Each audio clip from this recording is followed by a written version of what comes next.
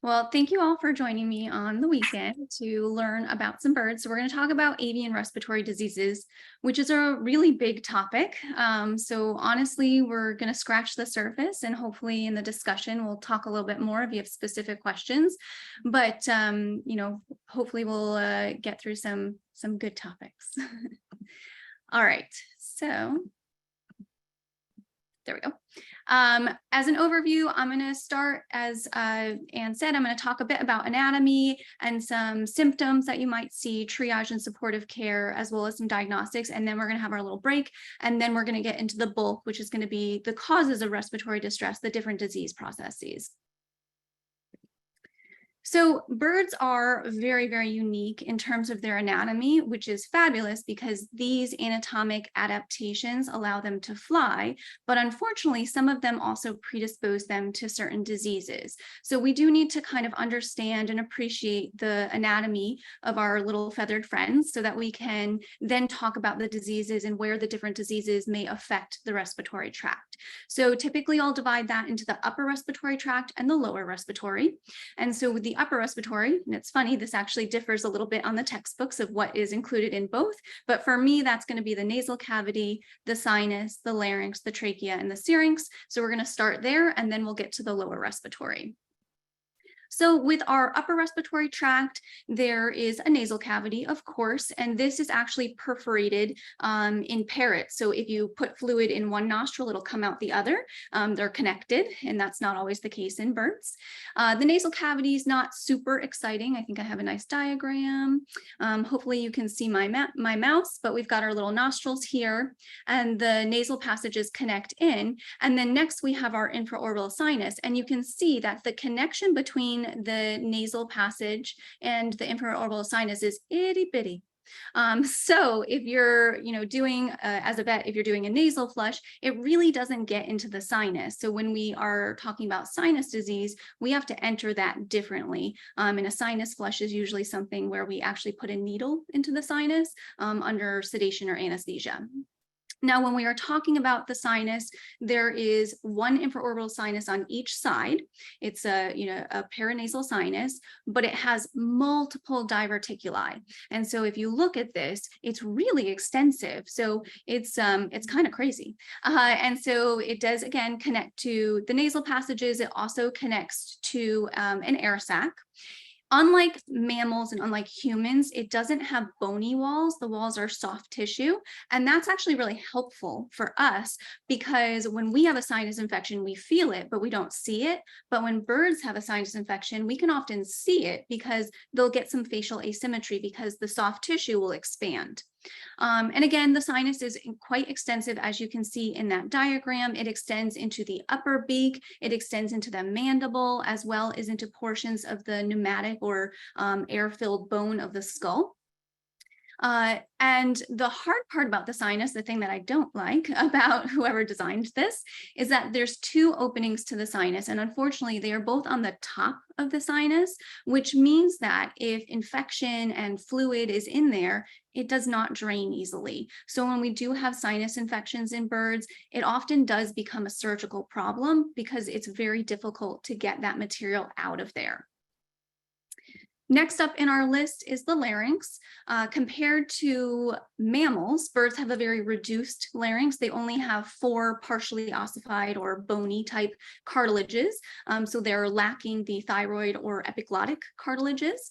The interesting thing about their larynx is that because they don't have the epiglottis, as you can see, this is actually my chicken Gladys. Sorry, it's not a parrot, but much easier to open a chicken's mouth.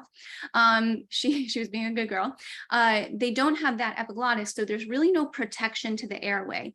That's really important if we're giving medications or feeding, especially like baby birds. If we go too fast and the airway is not protected, they could aspirate. And that, of course, could lead to lower respiratory diseases like pneumonia. So that is another sort of important anatomic change. And then with the trachea, these guys have complete cartilaginous rings. There's a nice little diagram at the bottom there. And so in mammals, they have a partially cartilaginous ring, and then there's a membrane, and that membrane is stretchy. And so we can put, if you've ever seen an endotracheal tube for a human or for a dog, it has a cuff on it. You put it in, you blow up the cuff, and it seals it so that no gas is escaping. With birds, we cannot do that because we would damage those cartilages. So again, another important thing that we need to know for anesthesia and surgery. The other interesting thing is that their cartilaginous rings are signet shaped, as you can see in that diagram. They're kind of like a ring, or like a Super Bowl ring. So big on the top, little on the bottom, and they fit together. So if we had to do surgery on the trachea and remove part of it, and unfortunately it's a very difficult surgery, but we sometimes have to do that, we have to remove them in pairs so that they snug up next to each other because of that asymmetry of the top and the bottom. Another important part is that the trachea narrows as it goes down the neck. For me, that's really important because, again, if I'm trying to intubate a bird and I'm using a pretty big tube, I don't want to push it until I feel resistance because that's going to damage the trachea. So I need to use a tube that only goes in a little bit. There's specialized tubes called cold tubes, which help prevent people from pushing them too far in birds. So hopefully your avian vet has those. But it's just another thing we need to keep in mind if we're dealing with the trachea. Next up, we have the syrinx. So the syrinx is the voice box. Birds don't have vocal cords, but the voice box is a combination. It's sort of the junction of the lower trachea and the bronchi, and it's a combination of cartilages and soft tissues, and it's incredibly variable in the avian world because if you think about it, we've got on one hand passerines that do these like amazing songs, and then on the other hand, we've got ratites like ostriches that barely make any noise. So there's a lot of variation in the structure of the syrinx. They can be very highly developed or a little bit more bare bones. But the syrinx is an important area for me because it is an area where sometimes they'll get infections will kind of settle out. So that's an area that we'll often have to evaluate when we're worried about upper respiratory infection. Then there's the picture, I apologize. So trachea going into the bronchi, and this here is the syrinx. All right. So next up, we have the lower respiratory tract. In birds, that consists of the lungs and the air sacs, and that's obviously very unique compared to mammals. Interestingly, the lungs in birds are significantly smaller than in mammals. They're about one quarter or 1/3 smaller component of the body. And they're not very expansive. So they're kind of set back next to the vertebrae. And there's actually grooves in the lungs where the ribs actually settle into them. You can see them here, those little lines. So they're deeply embedded next to the ribs. And they don't expand, but they are still obviously very important for our gas exchange. However, in order to actually move the air, what birds have are the air sacs. So with our air sacs, those are going to be the structures that form more of the bellow-like function. They're going to do most of the air movement. In parrots, there are 9 air sacs. That actually varies amongst different species and orders of birds, how many air sacs they have. And so with parrots, we've got 2 cervicocephalic, 1 clavicular, 2 craniothoracic, 2 caudal-thoracic, and 2 abdominal. And that becomes important for, surgery and endoscopy. But basically what we need to know is that the air sacs extend quite a bit, as you can see on this diagram, really all the way from the skull to the legs. And the important feature here that I want you to keep in mind is that you can have disease in the lungs, you can have disease in the air sacs, but you could also have disease outside of the air sacs that could compress them. So something that is non-respiratory could essentially cause respiratory distress. And we're going to talk about some of those things a little bit later, but think about like a mass, an organ enlargement, a big egg. Those could all lead to a bird breathing hard. So that has to be on our radar as well when our parrots are dyspneic or have increased respiratory effort. So overall, the take-home message here is that the respiratory system of birds is highly, highly evolved to meet the demands of flight. And I'm not going to go through all of those adaptations that you can see popping up there, but it's incredible, right? These birds fly miles and miles and miles, and they don't get out of breath in the wild. And they have all of these different adaptations compared to mammals that make them able to do this. And so what the important part here is that if you're a bird at home who is not flying miles and miles probably, is sitting there and showing respiratory signs, or flying from its perch to its cage or vice versa and showing respiratory signs, that's an emergency, because these guys are evolved for flight. They're evolved to meet that respiratory demand. So that is already a red flag, any respiratory signs. And keep in mind that, of course, these are prey species, so they tend to hide their signs of illness until they're no longer able to compensate. So by the time that you are seeing respiratory signs, it's probably the tip of the iceberg, unfortunately. A lot of times there's been something brewing for a while. So my goal today is to just make you aware of, these different conditions, the different risk factors, so we can reduce those, of course, and try to prevent these diseases, but also what to look for. So that kind of brings us into our next slide, which are signs of illness. And a lot of you that have signed up for this probably already know it, but just as a reminder, or maybe you're a new bird owner, it's really important information.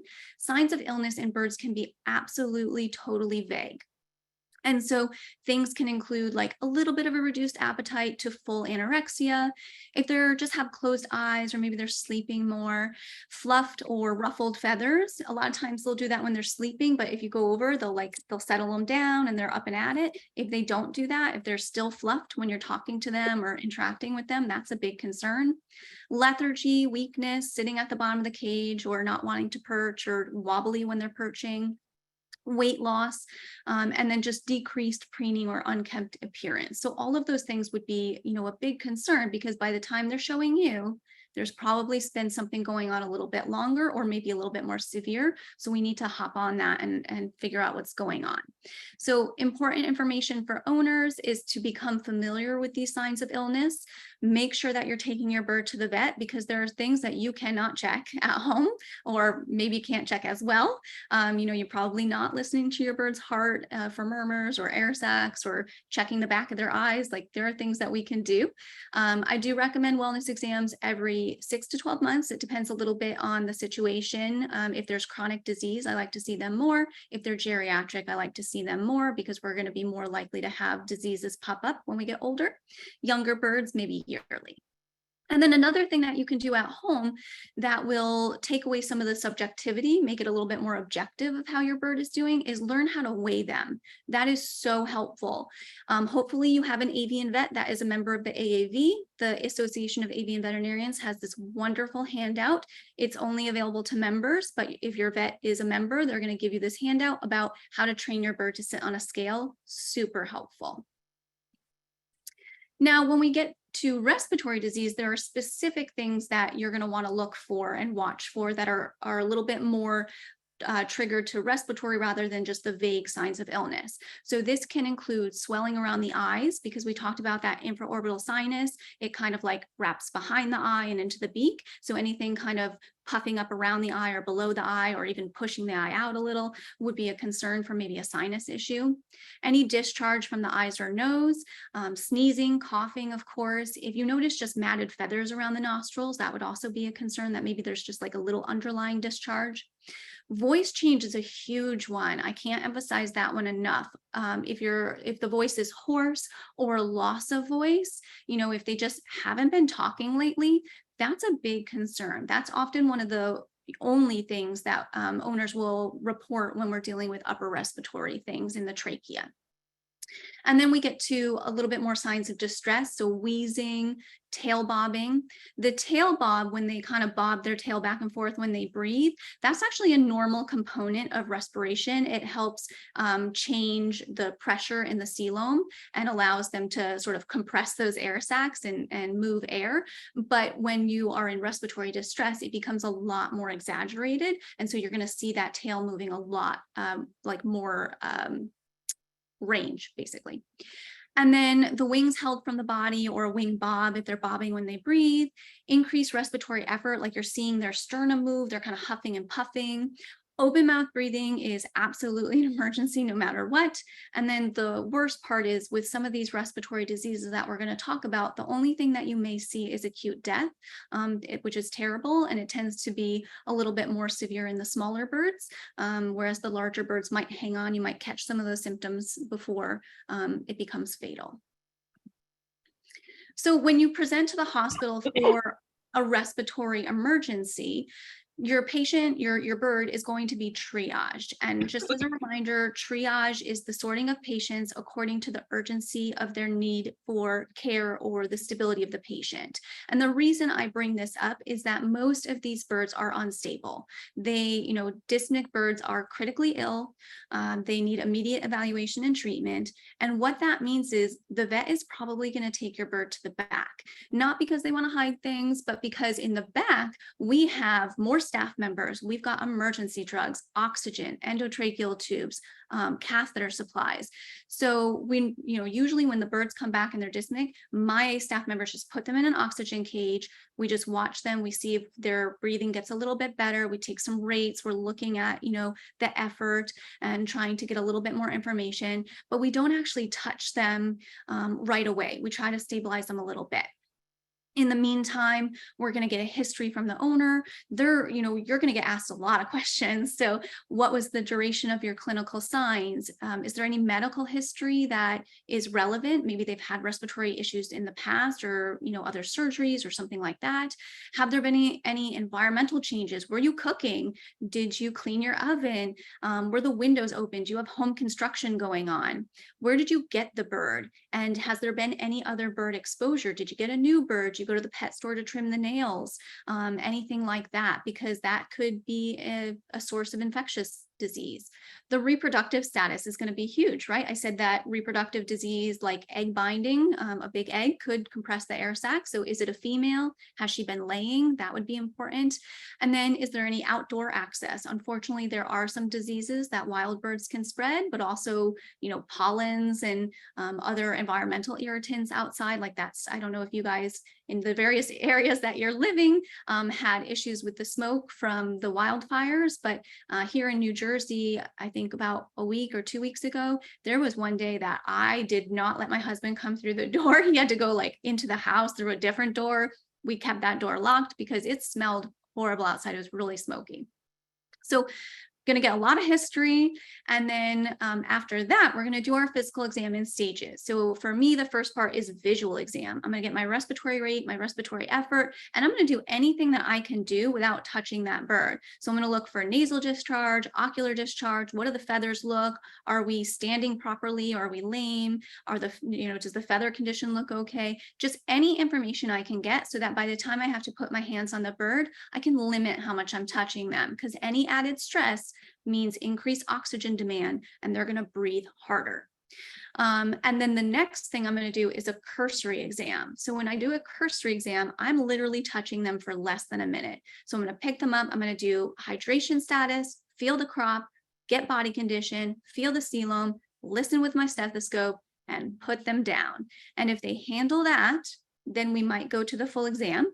But to be perfectly honest, if a bird is truly, truly dyspneic or has really bad respiratory effort, I may skip part of my exam. I don't care about the ears. I don't care what the bottom of the feet look like at that point. When we get more stabilized, we can finish the exam, but I just need the information to try to, stabilize that bird and start some treatments. So in terms of stabilizing, that's going to be, putting them in a hospital cage. Obviously, if we have respiratory disease, an oxygen cage is going to be necessary. We want that cage to be in a, low stress environment, and away from predators. Humidity can be very helpful in these patients, but we do need to actually avoid warmth a little bit. With most illnesses in birds, we try to keep them warm, but with respiratory disease, sometimes heat support can actually make it worse. So we try to be a little bit less aggressive with warming.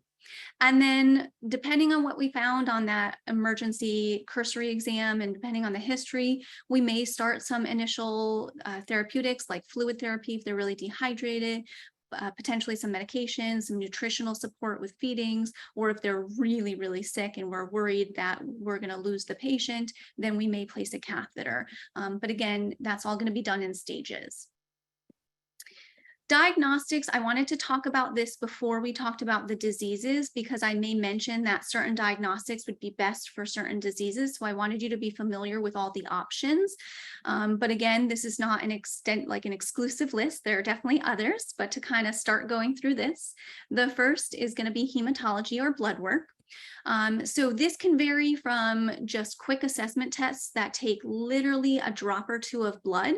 So with 2 drops of blood, I could get you a packed cell volume, which gives us an idea of red blood cell count and whether or not the patient's anemic. And that's really important if you're not breathing well, because anemia can lead to, reduced oxygen transportation and therefore increased respiratory effort.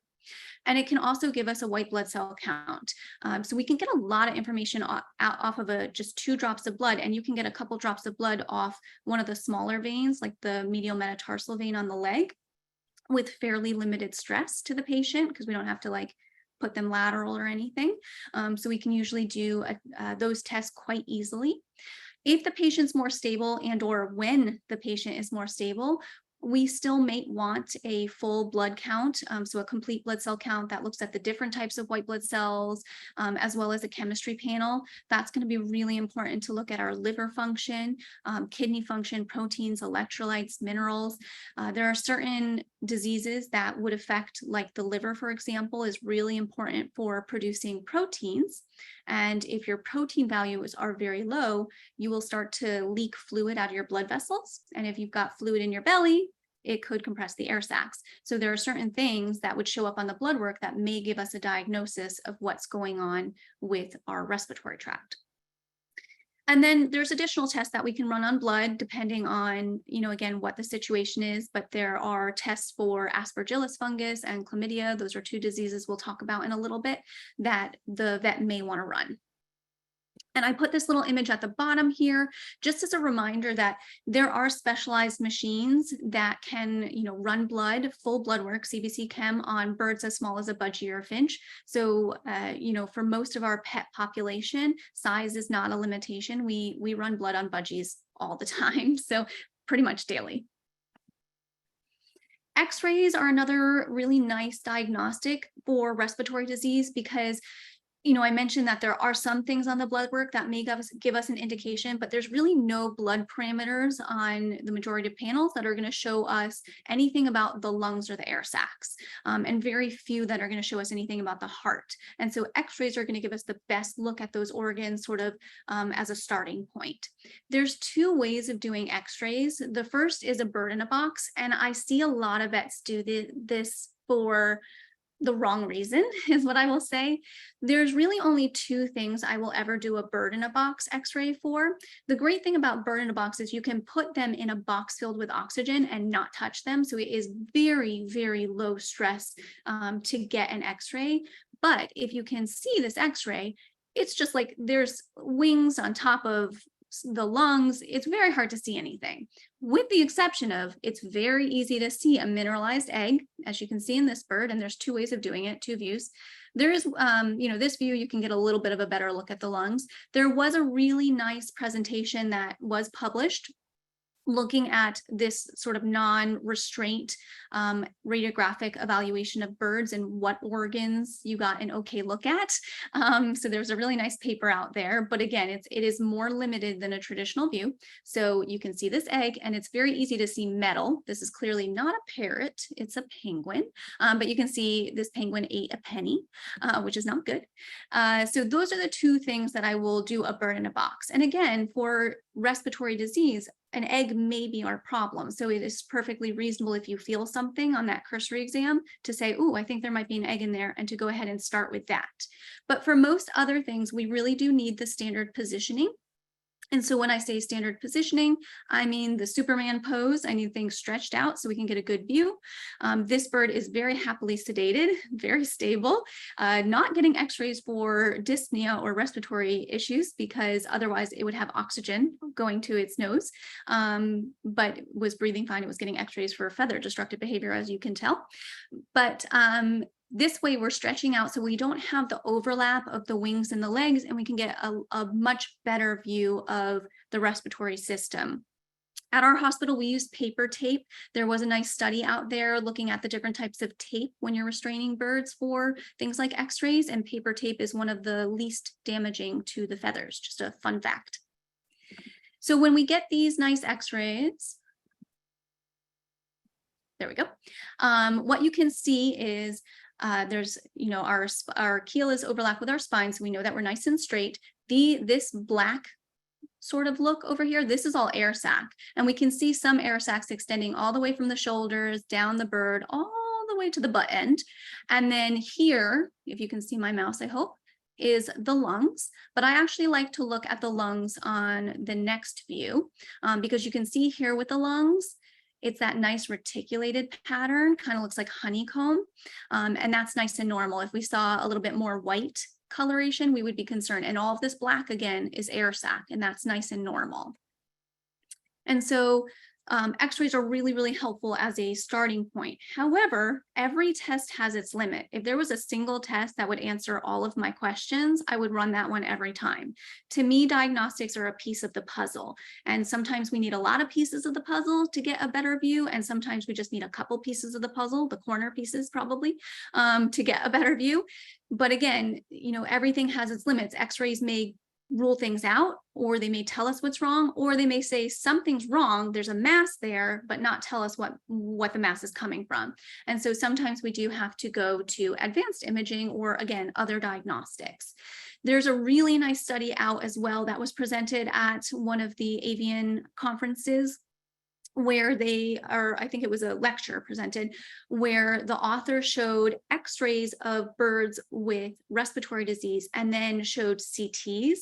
And there were tons of cases where everything looked okay on the x-ray, but on the CT, you could see the lesion, or you could see the severity of the lesion was significantly different. And that's very obvious because CT and MRI are much, much more sensitive modalities than X-ray, even in humans. They can detect smaller lesions and give us better detail. And so again, that may be somewhere, the next step that we have to go. Of course, CT and MRI, they do require at least sedation, if not anesthesia, for the most part, unless your bird is very good and not moving. And so it's not something that we would do until the bird is stabilized. The other benefit for CT, not just showing us a little bit more detail, especially in the lung, is that x-rays are terrible for the sinus, because the skull of a bird, of a parrot, has tons of tiny little bones, and they all overlap. And so it can be very difficult to get a look at that sinus. On CT, we can see the sinus much, much better. And then again, as I mentioned, if we saw a mass on x-ray, the x-ray may not tell us where that mass is coming from. It may say, oh, it's in the region of the liver or the GI, but the CT is going to show us exactly where it's coming from. Other imaging modalities would include ultrasound. Ultrasound is particularly helpful when we have fluid present in the belly, because on x-rays, fluid is just a whiteout. Everything looks white. You really can't see anything. It becomes non-diagnostic. But with ultrasound, we can say, yes, there's fluid and also a big liver. Fluid actually makes the ultrasound in birds easier to do, because there's usually a very narrow area that we can get that probe in. But the fluid sometimes makes it much easier to see the contrast between the organs. And then we might also do echocardiogram. Congestive heart failure and some other heart diseases could lead to fluid buildup. And so depending on what we find, again, if there's a murmur, if there's fluid, an echocardiogram may be indicated. And then imaging with a scope, so tracheoscopy or endoscopy. Tracheoscopy is going to be indicated if we have upper respiratory symptoms. So again, loss of voice, something like that. And then endoscopy if we really want to look at those air sacs and lungs. These procedures do need to be performed under sedation or anesthesia. So again, we usually want to stabilize first, but this might be another stepping stone to get some answers. For the technique for tracheoscopy, I will do this 2 different ways. I stole these pictures. They are not mine, so this is not the way to hold the scope, in case any of you are vets. But basically, the first thing that I'll do is, if I think there might be an upper respiratory issue, so if the bird has the classic symptoms for some sort of tracheal disease, I'm usually doing x-rays too. So I do my x-rays under sedation with some anesthesia, and then I pull the endotracheal tube as they're waking up from anesthesia, and I pass my scope down the trachea and out as quick as I can, just to get a view, just to see what I'm dealing with. If I see a tracheal lesion, then I know, okay, we need to do some sampling or other testing or surgery or something in this trachea. So at that point, I will place what's called an air sac cannula. An air sac cannula is essentially a breathing tube that is placed into the air sac in the side of the bird. It's a way to bypass the trachea. So it's great because the bird can breathe through it instead of the trachea. So if you have an obstruction, you've suddenly just opened up a new way to breathe. And second, we can actually do anesthesia through it. So my anesthesiologist can do anesthesia while I'm doing surgery on the trachea, and we don't have to worry about any air coming in the bird through the mouth.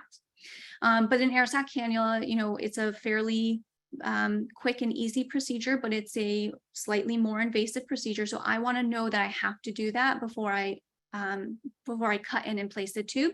So that's where my quick tracheoscopy is helpful. And then if I place an air sac cannula, I can be a little bit more thorough. I can take samples. I can take my time in the trachea after that. For endoscopy, there are multiple different approaches, and it depends on exactly where in the respiratory tract we need to visualize. For the most part, I'm going into the caudal thoracic or abdominal air sac, which is this approach here at the 6. So behind the last rib and in front of the leg, that's sort of my favorite. It gives us a really good view of the lung. It gives us a good view of a couple different air sacs. However, let's say we did a CT and we showed that we had lesions in a different area of the body. There are ways to enter towards the thoracic inlet or towards the rump aspect of the bird, or an intercostal between the rib approach. So lots of different approaches. Now, in mammals, including humans, when they do endoscopy into the abdomen, everything's like flat in there and all the organs are on top of each other. And so we have to do CO2 insufflation. They have to actually blow up the abdomen with gas so that they can separate the organs and the scope has room to move. The wonderful thing about birds is there's already pockets of gas inside them with those air sacs. So we can avoid that. And that's great because insufflation with CO2 is actually quite painful. So it makes my life a lot easier that we don't have to do that. When we go in with the scope, we are trying to optimize what we do. Not only are we visualizing, because it's the best way to actually look at the tissue, look and see if it looks healthy, but we are sampling. And we're going to grab samples for cytology. So cytology is where we just smear it on a slide and look at it under the microscope. It's going to show you individual cells like inflammatory cells, bacteria, maybe fungal, sometimes cancer cells. We're also potentially going to take biopsies depending on what we find, and those biopsies are going to be submitted for analysis called histopathology. With histopathology, they're slicing through the tissue biopsies that you take and looking at all the cells in their normal architecture. So it's a little bit easier to evaluate than I think cytology is because it maintains the relationship with the other cells. So again, looking for cancer, inflammation, infectious organisms. And then we're also potentially going to do culture and sensitivity, and that can be both bacterial and fungal, so that we can see if there's anything infectious. And that picture on the slide is aspergillus, what it looks like when it's grown in a lab and what it looks like under the microscope. Very gross. Just to give you some examples, when we're doing tracheoscopy, this is what a normal trachea looks like. It's like light pink, it's got good vessels, there's no inflammation, and you can really see in this image that interlocking nature of the tracheal rings, which is nice. This is a diseased trachea. So there's inflammation, it's red and angry, and those white areas are plaques. I think they ended up being fungal plaques in this bird. This is one of my other patients. That at the bottom is the syrinx, the little folds here, and that white thing is an aspergilloma, so a walled off mass of aspergillus fungus. Terrible location. Again, the syrinx is where sometimes those fungal spores settle out. So you have to go all the way down to the syrinx to do a full tracheoscopy because the lesion may just be there. This is what a normal lung and air sac look like. So the lung is this bubblegum pink. It's like nice and happy looking. The air sac is very thin, clear membrane, some nice blood vessels in it, but just very, very translucent. Versus this is one with aspergillus again. You've got this white thickening and this fungal plaque. In this lung, and these openings are the bronchi, this is anthracosis, and anthracosis is often formed from soot, so either cigarette smoke or like a house fire, and it can cause, all this inflammation. You can see it's just inflamed and bloody, and the little black spots are the anthracosis. All right, another diagnostic that can be very helpful is pseudomocentesis, which is a very fancy way of saying tapping the belly. This is going to be indicated if we have fluid, because again, keep in mind that any fluid in the belly is going to take up space and compress the air sacs. So when there's fluid buildup, it makes it really hard to breathe. The same thing happens in mammals when there's a lot of fluid in the belly, but because it's pressing on the diaphragm, which birds do not have, but in birds, pressing on the air sacs essentially does the same thing, if not worse. There's a lot of diseases that can cause fluid. This is by no means a complete list, but egg-related coelomitis. So any egg material is a foreign body to the body. It should only be in the ovary or in the oviduct. It should not be anywhere else. If it leaks out, if a follicle ruptures or it comes out of the oviduct, it causes a huge inflammatory reaction. Cancer, unfortunately, can often cause a lot of fluid buildup, heart failure, liver failure. Again, lots of other causes, but those are usually the big ones on my radar. And so when we go ahead and tap the fluid, this is both diagnostic and therapeutic, because we're relieving some of that fluid compression. So the air sacs can expand more. So that's therapeutic. And then with the sample that we take, we can submit it for cytology and culture, look for any abnormal cells, look for any infectious organisms. So this is a bird that I had not too long ago, huge fluid-filled belly. So we have flow by oxygen so that we are hopefully not getting too stressed. We usually do this awake because it's a super quick, like couple-minute procedure. And we have these really nifty lines where you can pull the fluid out and push it into the bucket without ever unhooking your syringe. I love these things. And so here we're using aseptic or sterile techniques. So sterile gloves, we prepped everything because you don't want to introduce anything into the belly. And we're tapping out a whole bunch of fluid. This bird was filled. A couple other diagnostics that I wanted to mention, I did mention culture and sensitivity in regards to samples from tracheoscopy or endoscopy. There are other things that we can culture, like the oral cavity, nasal discharge. If there's, a rhinolith, for example, we can remove that and culture it. The culture and sensitivity, again, is to grow any bacteria and fungi and tell us which antimicrobials are going to be best. And so it's going to guide our therapy, make sure we're on the right track.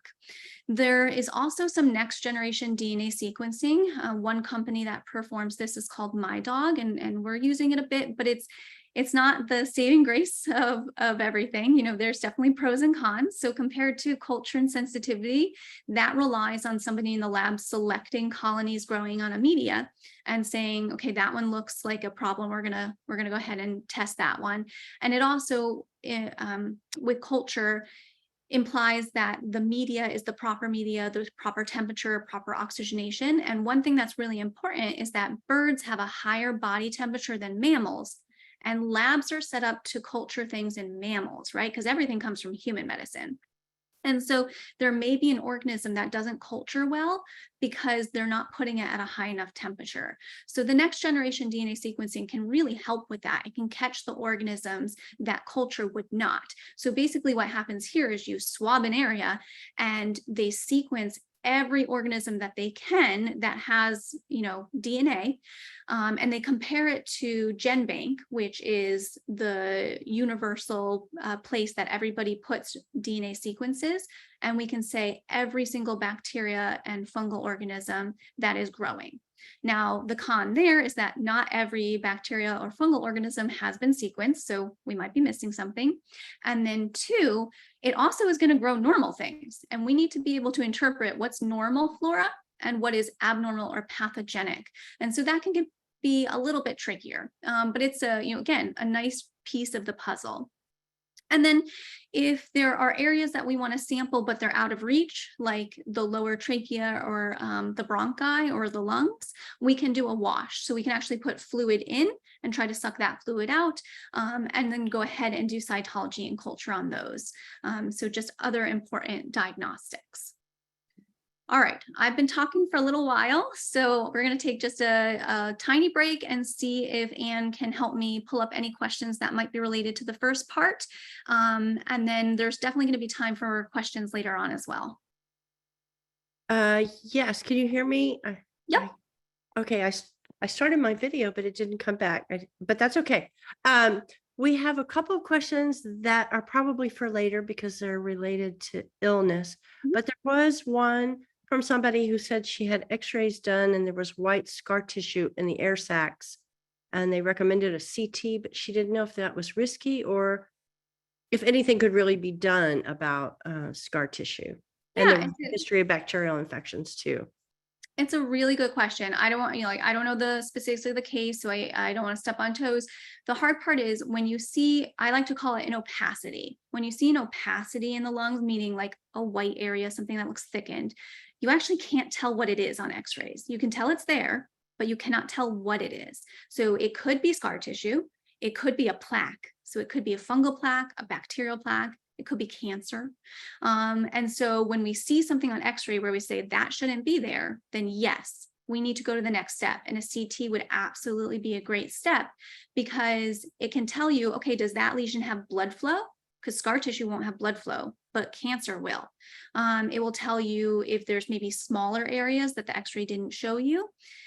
CT still won't show you 100% what it is. So you may ultimately end up going in with a scope and sampling it. But if there's no blood flow to it, or, it doesn't look like there's a lot of inflammation around it and it's not changing, then you might be able to just monitor it without doing something more invasive like scoping. But again, everything's a piece of the puzzle. But yes, advanced imaging in that case to me would be a reasonable next step.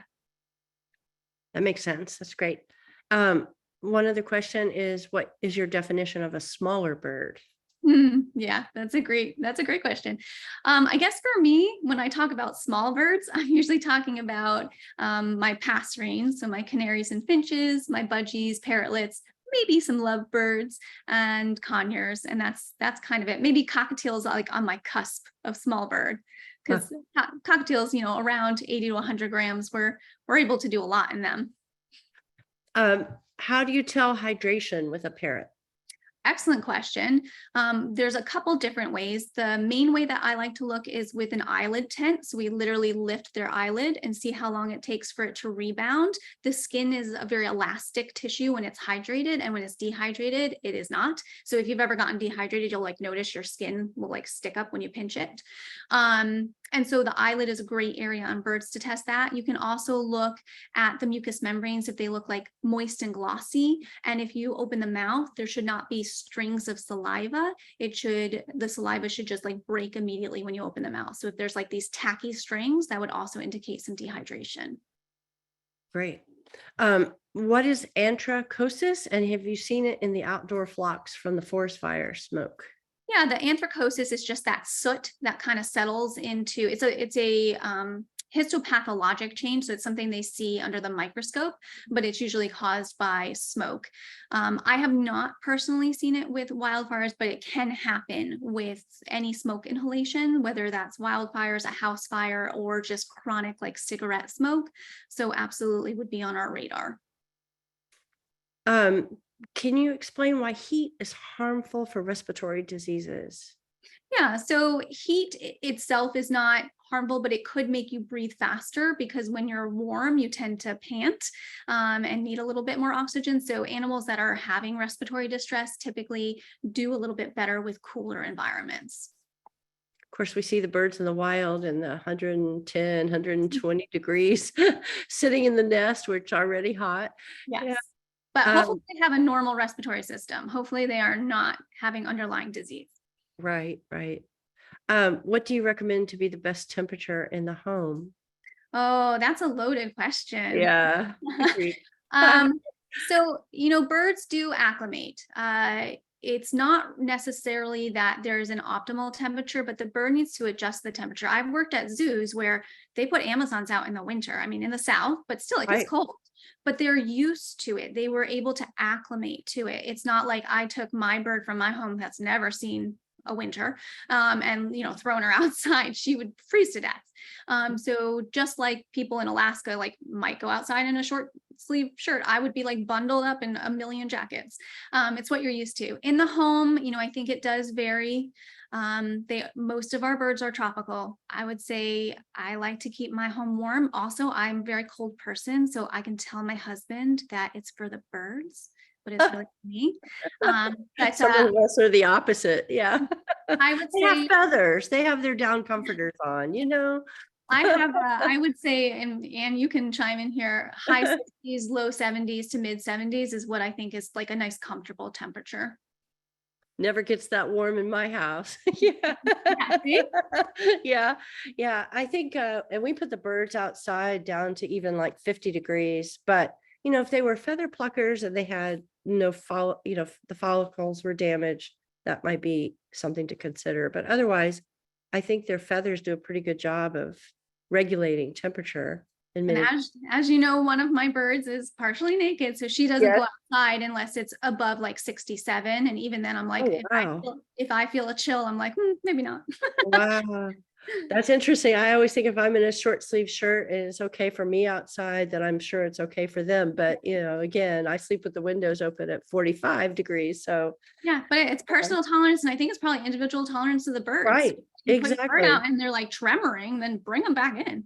Exactly. Exactly. And of course, if they do get overheated, I've often heard that you can give them something to stand in to help their feet get cool. Is that something that Yeah, help regulate faster drawdown of temperature? yeah, you've got to be really careful. Heat stress is a you know, horse of a different color here, but with heat stress, you have to be careful not to cool them too fast. So when animals come into the hospital in heat stress, we actually don't want to like soak them or bathe them. A fan is best. So just that evaporative cooling with air passing. We'll sometimes put some liquid on areas that do transmit heat, like on rabbits, their ears, and on birds, their feet. You just don't want to like soak their plumage, because then they're going to cool too fast, because with heat stroke, you get too hot and then you can get way too cold. And that big transition can be a problem. That's great advice. That's great to know. As the earth gets hotter, I think we need to be more in tune with those things. Mhm. Yeah. Any risk-free injectable anesthetic drug with safer dosages from budgies to macaws and cockatoos? Yeah, nothing's risk-free. Touching a bird's not risk-free. Putting a catheter in is not risk-free. I'm sure many of you know that a blood draw is not risk-free. We sometimes lose birds. Very rarely. It does, knock on wood. It does not happen often, but it is a complication. There is no risk-free drug in this world. With that being said, there are a lot of drugs that have great studies. And I think comfort with the drugs is important. My anesthesiologist says that all the time. You know, somebody might like one drug over the other. You have to do what you're comfortable with, because that is, as a vet, you know what to look for. And so, no, there's no risk-free drug. There's a lot of lower risk drugs. And to be honest, more drugs is lower risk. In terms of a single agent is usually a very rocky sedation. But if you can use lower doses of multiple drugs, that limits the side effects, because it's the dose that causes the side effects typically. So a high dose of a single agent is going to be much more dangerous for the most part than like 4 drugs at a very low dose. So we do a combination, and it just makes things a lot smoother. There are some drugs that we actually just give into the nostrils. We don't even have to inject it into the muscle, and they absorb it really nicely. I do that for x-rays and beak trims and things like that when we have to do something a little bit more extensive in terms of grooming. And I like those because then you're not even worried about a little muscle poke. So it's a pretty low risk, but not no risk. Somebody wanted to know about, you know, things in the garden that often have like residue or powdery, you know, pollination, that kind of thing. Do we have to worry about any of those kinds of things, or is that just nature and Yeah, it is bird's immune system, right? Yeah, so they do have a great respiratory system. They will move some of those pollens and things out just like we do, but certain birds are also going to be a little bit more predisposed. There are reports, especially of South American birds, Amazons, of having allergies to environmental factors. And we actually saw it at one of the zoos I worked at.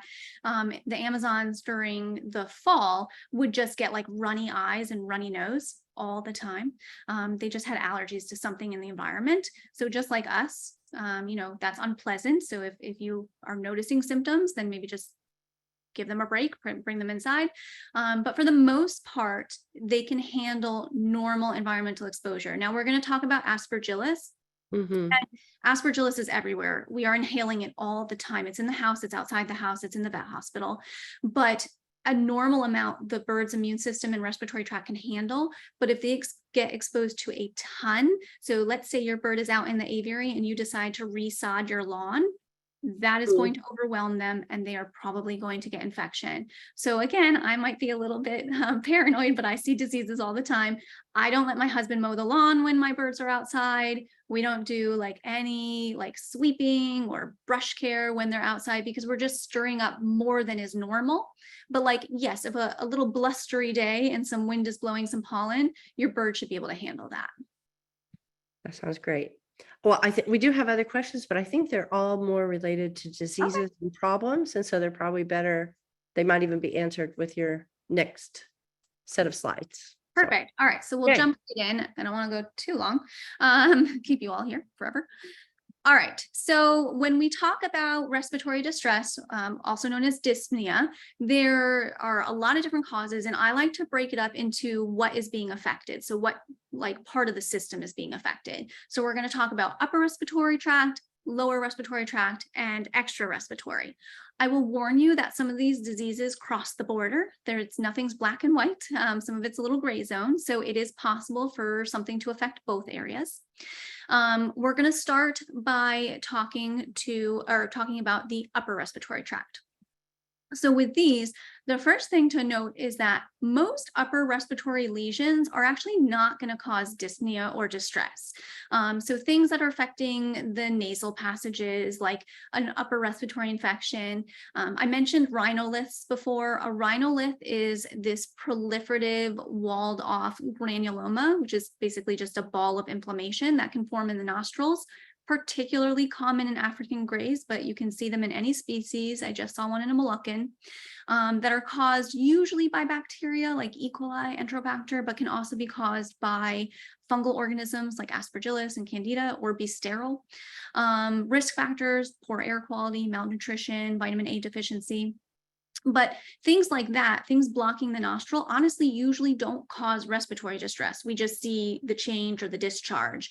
However, the exception here is the trachea. If the trachea is affected, we will often have upper respiratory distress and dyspnea.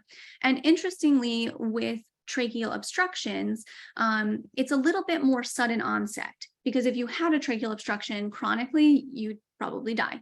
And so compared to some of the lower respiratory, where the birds maybe like something's been brewing for a while, the birds are unthrifty and thin, with upper respiratory and with the trachea, they're usually like really good body condition. The birds look great, but then suddenly we have a wheeze or a stridor, which is like a squeaky noise from the upper respiratory tract, open mouth breathing, they're extending their neck. Cyanosis, which is a purple or blue discoloration of the mucous membranes, coughing, and again, are usually in pretty good flesh, pretty good body condition. So those would all indicate to me like maybe something's going on in the upper respiratory. And like I said, those symptoms would be what would be triggering me to do a tracheoscopy sooner rather than later. Interestingly, in humans, it takes about 70% of the tracheal diameter or lumen to be obstructed for a human to have clinical signs at rest, so without exercise. In birds, that number is anywhere from 50 to 90%. And the 90% just shocks me, because I have gone in with a scope where literally almost the entire trachea was walled off, except for this teeny tiny hole that the bird was breathing through. And it's just amazing that they can tolerate that, but obviously not a good situation. So chlamydia is another thing with that can cause upper respiratory infection or inflammation that might lead to respiratory distress, but it also often will affect the lower respiratory tract. So we're going to talk about that disease later. So first and foremost, we're going to talk about tracheal obstructions. So with those, this can be either an extraluminal obstruction, so something outside the trachea compressing it, or an intraluminal obstruction, something inside the sort of lumen of the trachea, causing airflow to be blocked. When we think about extraluminal, there are a bunch of different things. Dr. Natalie Antonoff did a wonderful presentation at one of the AAV conferences like 10 years ago, where she went through a bunch of cases and talked about different causes. And so things that she had mentioned and things that have been reported include cancer of the thyroid, so an adenoma or an adenocarcinoma, goiter, which is basically a hyperplasia of the thyroid. So the thyroid gland enlarges from iodine deficiency, particularly a problem in budgies. We don't see it as often anymore because the diets are so much better, which is great, but something to still be on the radar. Granuloma, which is again that walled off inflammation, and that could be in bacterial, fungal, or in just inflammation from previous trauma. And then even cancer of the air sac, because one of the air sacs is right next to the shoulder and can press onto the trachea. So adenocarcinoma is a particularly nasty cancer that birds can get in that location. Typically with all of these, we're going to need to do some diagnostics. Interestingly, in her talk, Dr. Antonoff mentioned that x-rays, especially that side view, were really helpful for looking at the extraluminal masses, because what you'll see is a mass effect, but you'll also see that the trachea will be pushed and kind of displaced. And of course, based on that, you might want to do advanced imaging, scoping, try to get a sample of it like we talked about for testing to tell exactly what that mass is. Most of these different causes, as I mentioned here, are going to be surgical. Certainly, with some of the cancers, you could also consider chemotherapy or sometimes radiation, depending on the type of tumor. The one that would be medical would be goiter. Goiter can be treated with a variety of different iodine supplements. So that's a much easier one to take care of. More common, I would say, is intraluminal obstruction, so something inside the trachea that is just blocking airflow. Some of those possible causes include foreign body. SEED is by far the #1 documented foreign body that birds will get, and cockatiels are unfortunately overrepresented for that issue. They can also inhale seed husks or little wood splinters from toys. You can also have granulomas, again, bacterial, fungal, or sterile inside the trachea, blocking airflow. Cancer, of course. Stricture and proliferative membranes. I'm going to talk about that, or I'm actually going to show you some pictures of that in a couple slides.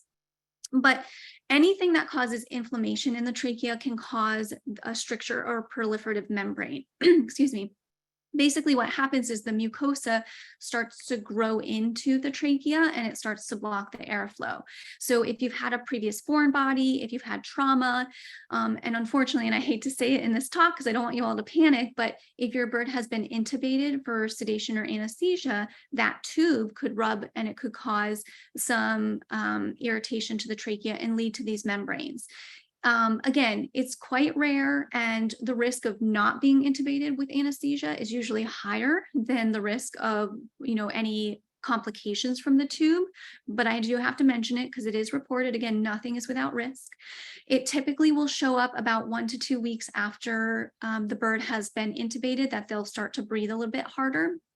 And then when you scope them, you'll see the membrane. But again, it's not just from intubation. It can be from any irritant. Mucus plugs. Now, I mentioned before that birds can cough, and they can, but birds don't cough well because coughing in mammals requires a diaphragm, and birds don't have a diaphragm. And so they're not great at coughing. So they're not great at clearing their trachea, which means that just mucus inside the trachea could actually obstruct them. And then trauma. I think I have an x-ray of a bird that was bit by a dog that I treated. Any crushing injury to the trachea could certainly be a concern. So just some examples of what we're talking about. This little bird, I mentioned sodding the lawn. This little bird was outside when the owner was doing resodding his lawn and got aspergillosis. So you can see the trachea has those red marks, and then that white area at the syrinx is an aspergilloma. Very bad. This is a paper from a zoo where they looked at complications from intubation, and the complication rate was 1.8%, so very low where strictures were seen. And so what you can see in this x-ray is here, there's increased opacity. I mentioned opacity. So we know that something is in the trachea that shouldn't be there. And when they went ahead and scoped, they could see that it was a tracheal membrane. So just all of this mucosa has grown inward. And so now this is what the bird is breathing through, that smaller hole. Now, the great news is none of the birds in the zoo study were psittacines. And they did look at psittacines as well. But I will tell you that I have seen this in my practice from other vets intubating as well as myself intubating, that it can happen. So just something to keep in mind. And this x-ray is the one I mentioned with the parrot that I was seeing that had been bit in the throat by a dog. It was terrible. But you can see here the trachea narrows, it's just all crushed right there. So if we have upper airway obstruction, similar to, what we talked about with the extraluminal tracheal issue, x-rays can be helpful. As you've seen in the last couple of slides, you can sometimes see tracheal damage on the x-rays. Tracheoscopy is going to be essential if you're worried about the trachea. So scoping is by far my sort of prized diagnostic. And then of course, what we see, we're going to sample and do cytology, culture, and biopsy. In terms of treatment, there are treatment options for all of these things. Oxygen and air sac cannulation is going to be the first and foremost, so stabilize. So again, if we have a problem in the trachea, we're going to bypass the trachea with that air sac cannula. So allow the bird to breathe through a different hole. And then anything I can do through an endoscope, I'm going to try to do because it's the least invasive. So we can grab foreign bodies, we can break down those membranes, we can remove mucus plugs. Sometimes for even some masses, we can debulk them because surgery on the trachea is a lot more complicated, a lot more complications afterwards. So you can do a tracheotomy where you incise into the trachea, sample something, and then suture it back up. Or more commonly, we're doing something called a tracheal resection and anastomosis, where we're taking a piece of the trachea out and then taking the two ends and suturing them together. That would be necessary, like that dog trauma, we had to remove that whole section of trachea. If there's cancer, you're going to need to remove it. If there's a stricture or some of those proliferative membranes, sometimes the only way to get rid of them, because if you break them down, they just reform, is to just remove that section of the trachea. But of course, if you do surgery on the trachea, it's inflammation, it could form a tracheal membrane. So it's a little bit of a vicious circle, but it doesn't always happen. There are some non-surgical things that you can do for smaller birds, like our cockatiels that are more predisposed to that seed inhalation. There are some non-surgical reports of just moving the foreign body up out of the trachea with needles pushed through the trachea. And again, scoping is obviously our best option if we want to avoid surgery. And then some treatment if you're doing surgery, is absolutely going to involve medications afterwards, or may just be medications. If there's like a little tracheal plaque, we may be able to manage that medically with anti-inflammatories, antibiotics, antifungals, mucus reducers, and those can be given in a variety of different ways. As you see there, we can give it directly into the trachea, nebulized, orally, or through a catheter. Okay, so that was upper respiratory, and now we're going to get into lower respiratory.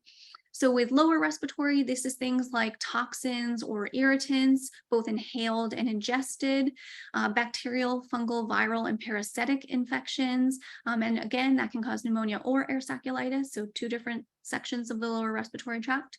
Trauma, congestive heart failure, because that can lead to fluid backing up into the lungs, what's called pulmonary edema. And if you've got fluid in your lungs, you can't breathe well. And cancer. And there certainly are other causes, and besides just this short list, but these are the main ones. So we're going to dive into a couple of these in a bit more detail. So the first thing to know is that, birds are highly, highly susceptible to inhaled toxins and irritants.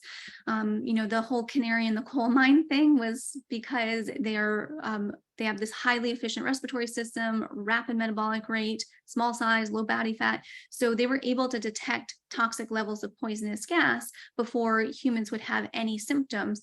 They're just particularly sensitive to carbon monoxide.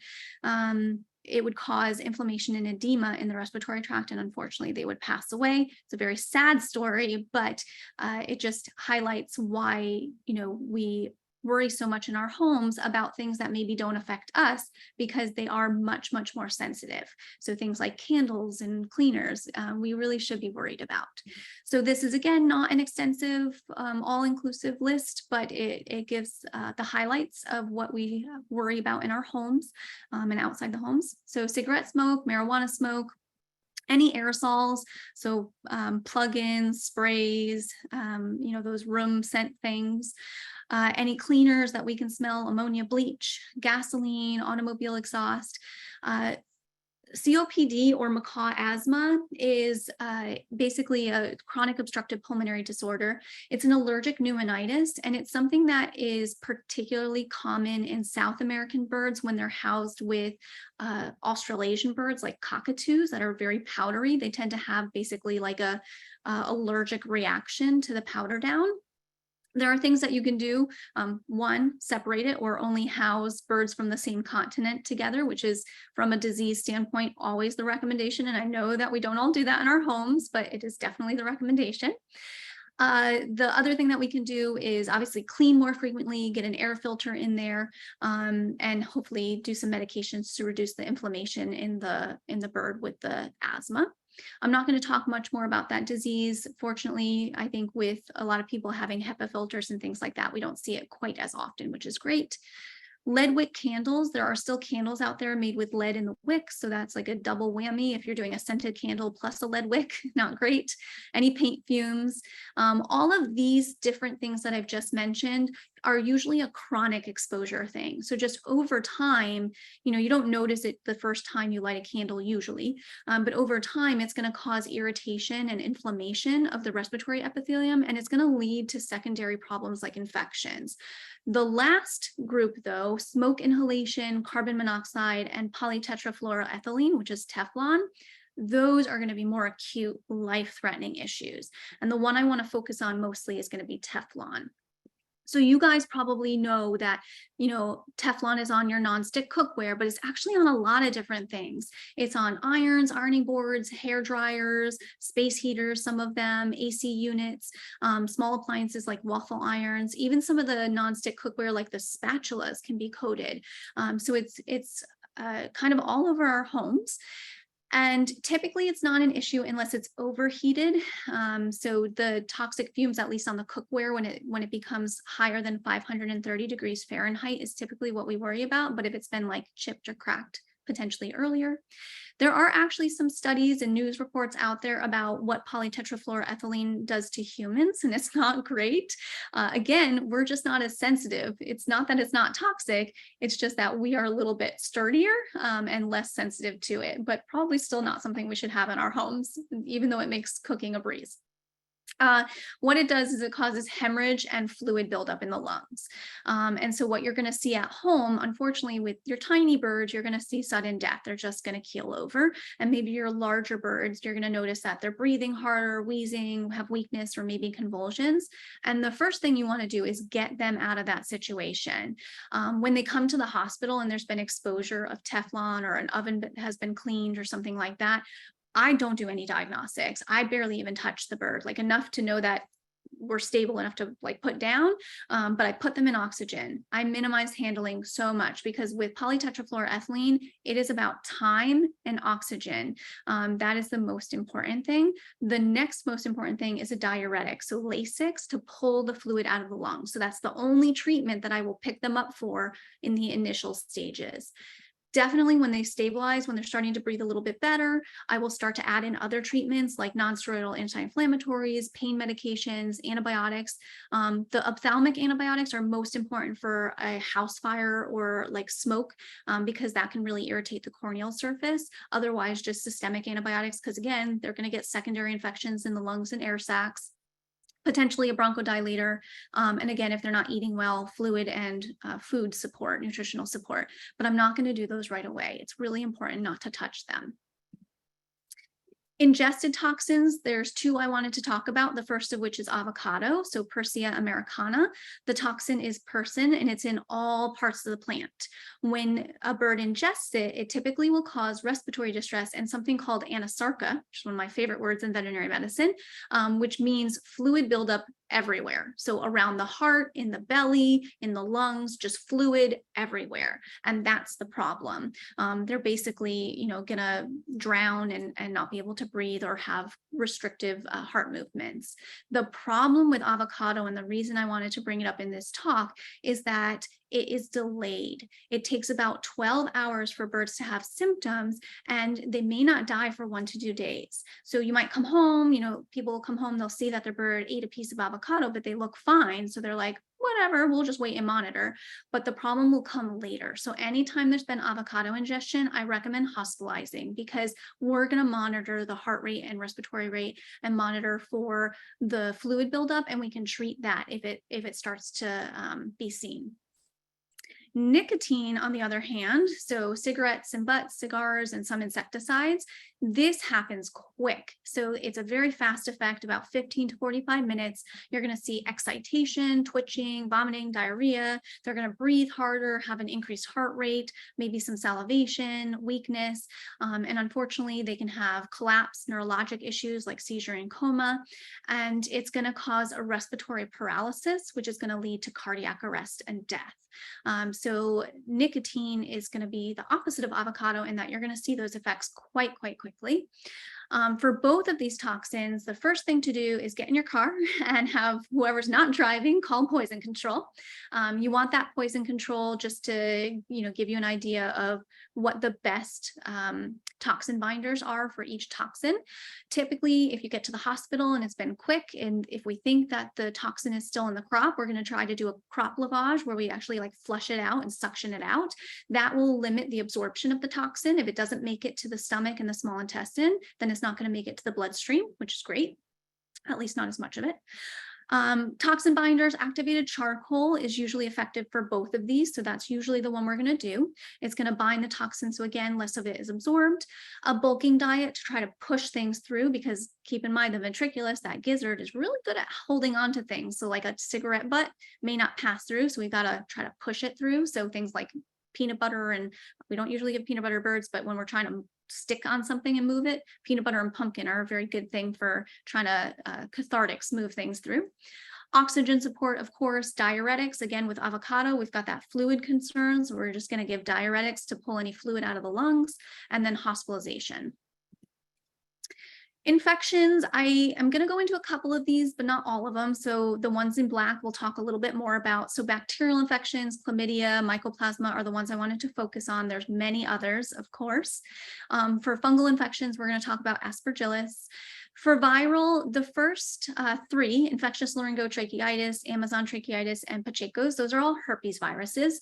We don't see them as commonly unless you're in an area where you're dealing with a lot of breeders, like in Florida. I don't see these super commonly in the pet population anymore, which is very good. Terrible diseases. Reovirus is another one that can cause respiratory infection. I am going to talk about avian influenza because there's a current outbreak, and just touch on Newcastle disease virus, but I didn't want to focus on those too much. And then I wanted to mention that parasitic diseases can also cause respiratory infection. The one that I worry about the most is Sarcocystis.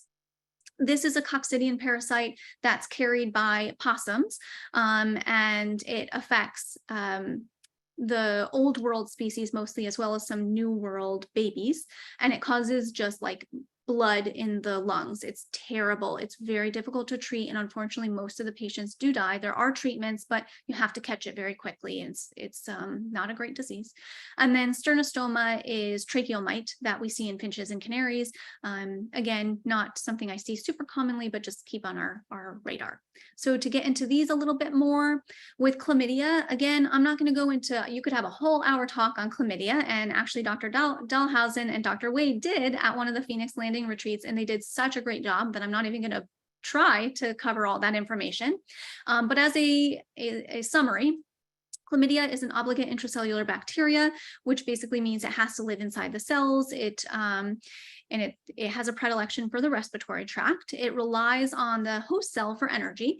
And that's important too, because it has a very interesting life cycle, which means that some of our treatments only affect part of that, and it affects how we have to treat the disease, which we'll talk about in a couple slides.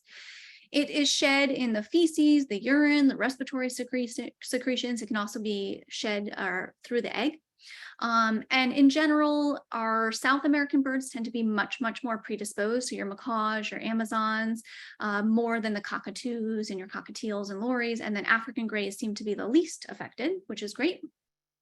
Clinical signs vary a lot, and a lot of these birds are subclinical. So kind of like COVID, they're spreaders. They're totally asymptomatic, but then other birds can have anything from mild signs like a little upper respiratory, sneezing, discharge, conjunctivitis, to some more severe changes like sinusitis, air sacculitis, pneumonia, respiratory distress. It can actually also affect the internal organs like the liver and spleen, as well as cause neurologic symptoms. The reason I think it's absolutely important that every bird owner knows about it is it's zoonotic, meaning that it can spread from bird to person. And because it causes flu-like symptoms or COVID-like symptoms, it's something that if you are sick, you should tell your doctor that you have a bird. It is also reportable in some states. Typically only the human form is reportable, but sometimes the bird form is also reportable. So it just depends on where you live. There's a great compendium that talks about the disease in extreme detail, as well as treatment and cleaning and what to do. And there's free access. You can Google it and find it. But basically it walks you through the different diagnostics to tell if you have a confirmed, probable, or suspected case. And I'm not going to get into that in a lot of detail, but there are a lot of ways to diagnose it. But again, you need different pieces of the puzzle. These birds will often have a very, very high white blood cell count and a low red blood cell count. We'll sometimes see some changes on that chemistry panel, especially of the liver, if it's affecting that organ, but those are non-specific changes. One way we can test for it is through antibodies, but antibodies only tell you exposure. They don't tell you active infection. If you, however, pair titer, so if you take antibodies and then 2 weeks later you take another set of antibodies and they go way up, that would indicate that you have an active infection because your immune system is producing antibodies at that time. So that would be indicative that you have a highly or a confirmed infection, I believe. Antigen testing, so kind of like when we take the kits for COVID, you can swab and see if you're shedding the organism. So in this case, shedding the chlamydia. So you can do PCR, ELISA, or latex agglutination. These are pretty highly sensitive. There are possibilities of false negatives if there's not a lot of organisms being shed. So you can certainly miss the time frame. And then cytology and IFA, there's a pathognomonic change, meaning a change that only occurs with this particular infection, which is called LCL bodies. So something the pathologist would see, but would tell you that, okay, yes, that's chlamydia. And then culture is possible, but it's the only way to directly demonstrate that chlamydia is there, but it takes forever. It takes several weeks. So for most of the time, that's not feasible. We need a diagnosis a lot quicker. Treatment is going to be usually doxycycline. There's some other treatments that have been reported, like oxytetracycline.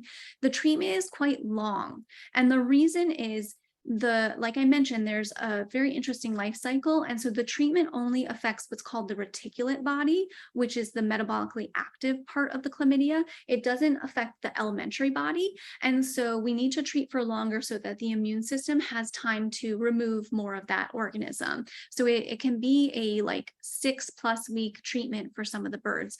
Some species you can get away with closer to 30 days, but for the majority, it's going to be like 6 weeks or so. Mycoplasma is another tricky organism because of its anatomy. Basically, it doesn't have a cell wall, which means that a lot of our antibiotics actually affect the cell wall of bacteria, and so they're not going to be effective against this organism. It's also an obligate intracellular, so it depends on the host cell to kind of survive. And it also has a predilection for the respiratory epithelium. So really, really similar in terms of how it infects. The clinical signs are also very similar. nasal discharge, conjunctivitis, swelling of the sinus, and upper respiratory symptoms, but it can also cause pneumonia. And in psittacines, in our parrots, it typically causes a pretty bad pneumonia, versus with poultry and passerines or songbirds, we see more of the upper respiratory symptoms. I used to study this disease in finches. So house finches are one of the classic that we worry about mycoplasma. So if you ever see a finch like this at your feeder, take your feeder down, clean your feeder. It is unfortunately a disease that does exist out there. Diagnosis is also tricky. You can culture it. Again, takes forever. Only a couple labs do it. You can do serology, but it's very low specificity and there's a lot of false negatives. So you won't always see it when you test the blood for it. So instead, PCR is very helpful. So taking a swab from any discharge gunky areas and seeing if the mycoplasma is there. That's sort of the gold standard test. Lots of different treatments for this one. It certainly is easier to treat, but again, does lack a cell wall. So there are some antibiotics that are quite ineffective. Lots of other bacteria. As I mentioned, those are not the only two that cause upper respiratory. Your strep and staph, those are commensal organisms that are in all of our respiratory tracts basically, but they can kind of overgrow and become pathogenic, especially if you have immunocompromise. Mycobacteria has to be on the list. So when we think about mycobacteria, most people remember or know what TB is. TB is a mycobacteria. And of course, mycobacteria in people, like TB, causes severe respiratory change. In birds, actually, most mycobacteria do not affect the respiratory tract. They can, but the majority are non-respiratory. So it's not as high on the list as some of the other infections that we've talked about. And then there can be a whole bunch of gram-negative bacteria, as well as not on this list, spirochetes have been shown to cause upper respiratory infections in cockatiels. So lots and lots of other things. Ideally, we're going to culture these and treat them based on that culture and sensitivity with an antibiotic that is appropriate. For fungus, the one I wanted to focus on was aspergillus. I have brought it up, a bunch of times already in this talk. And so with aspergillus, there are multiple different species that affect birds, but fumigatus is by far the most common. But there's even more than what's on this list that have been identified in birds. It is a non-contagious opportunist. So like I said, it's everywhere. You're never going to protect your bird from aspergillus, but it can be an allergen, a colonizer, or an invasive pathogen. The great news though is it's non-contagious. So if you have a bird that has aspergillus, unlike chlamydia, that bird's not going to give aspergillus to anybody else in the home. It's not going to give it to another bird. It's just something that they got exposed to and couldn't overcome. It is by far the #1 fungal disease in pet birds, especially seen in African greys and blue-fronted Amazons and Pyonis. Again, it's a worldwide issue. It can cause either acute or chronic infections. And so we kind of talked about it a little bit before. You can have that excessive exposure to spores. So if you're doing construction or yard work or just a really dirty environment, the bird gets overwhelmed with spores. Or if there's immunocompromise and the bird's immune system's just not doing its normal thing, a normal level of spores could become an infection because of other diseases or because of, again, other immunocompromise. So there's sort of two ways that it can infect a bird. Transmission is almost always through inhalation, but it can also be ingested, or there are a couple reports of traumatic inoculation, so getting poked with something and breaking the skin, and then causing an infection that way. Risk factors: poor husbandry, overcrowding, transport, malnutrition, vitamin A deficiency, concurrent disease, and steroids causing immunosuppression in birds are all different risk factors. We do worry a lot with steroid use in birds. We sometimes do it, but we have to weigh the cost and benefit. And so we don't do it as commonly as they do in mammals. A lot of these risk factors have to do with poultry, because aspergillus is also a huge problem in poultry, like the overcrowding and some of the transport, but it still applies to, aviaries where there's breeding birds, or just if you have a large collection of birds, zoos, things like that, and homes as well, but hopefully you're not overcrowding as much. Clinical signs vary incredibly. It is a progressive disease. So again, it's one of those things that's going to brew. This is the bird that's going to be really skinny because it's been fighting this off for a long time. And the symptoms are going to depend on the location. It can be very localized. So you can just have aspergillus in the nasal passages or in the sinus. You can just have it in the lower respiratory tract. You can just have it in the CNS. So you can have neurologic signs, or in there's an ocular form where it affects the eye. There's a skin form, a GI form. So there are reports where it's just in one place of the body. By far, the most common is respiratory. And if it gets into the trachea, this is the disease I worry about the most when we have voice change or voice loss, because it's just one of the more common things that causes it. But any, increased respiratory effort, or if you have that open mouth, neck stretching, those upper respiratory, then I would worry about aspergillus in the trachea. For lower respiratory, any of those other symptoms we mentioned, breathing hard, tail bob, etc. This could be from aspergillus. And then again, it can cause a lot of other symptoms depending on where it's located. If it's in the liver, you can get liver enlargement, green urates. Sometimes birds will have fluid buildup in the coelom. Sometimes they'll drink and pee more. So the symptoms are incredibly variable. For diagnosis, it is multifactorial. We have to have a lot of pieces of the puzzle to really narrow this one down. It can be a challenge to diagnose. You can run blood work, and if you see a very high white blood cell count, that would be a red flag, but it's not specific. There's a lot of diseases that can cause that. An aspergillus panel exists, which is a blood test, and it's great because it looks at a couple different things, which makes it a little easier to interpret. It's going to look for antigen. Now, antigen is a piece of the cell wall, of the fungal cell wall, circulating in the body. Now, you could have a false negative because unless the fungus has invaded into a blood vessel, it's not going to be circulating in the blood. So you could still have aspergillus, but not have antigen. Similarly, with antibody, everybody's exposed to aspergillus. So theoretically, all of the birds should have some degree of antibody. So antibody doesn't tell you an active infection. Again, you would need those paired titers to see an increase.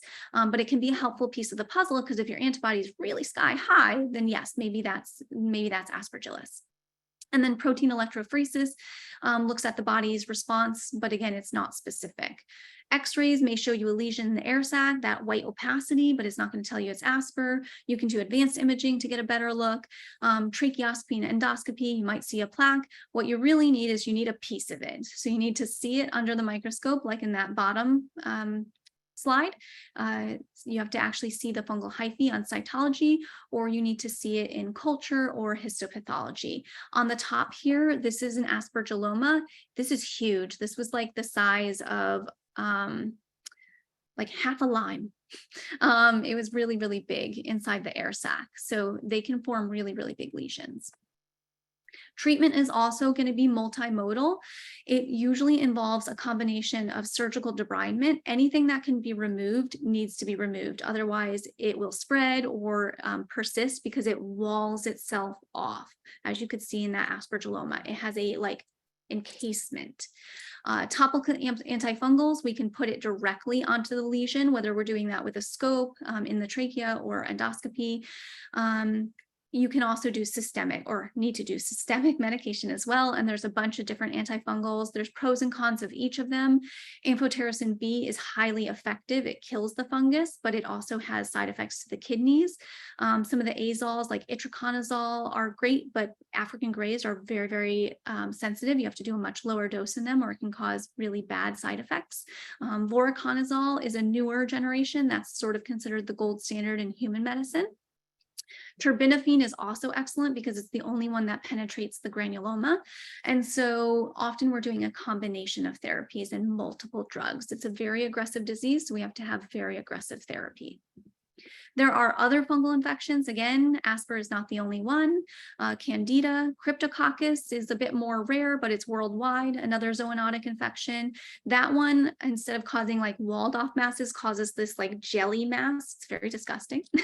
And then a whole bunch of others. So again, you can't tell them apart without testing them. You'd have to actually get a piece of it and identify that it's that fungus, whether it's cytology, culture, or histopathology. Viral infections, the two I wanted to mention were avian influenza and Newcastle. So avian influenza is an orthomyxoviridae.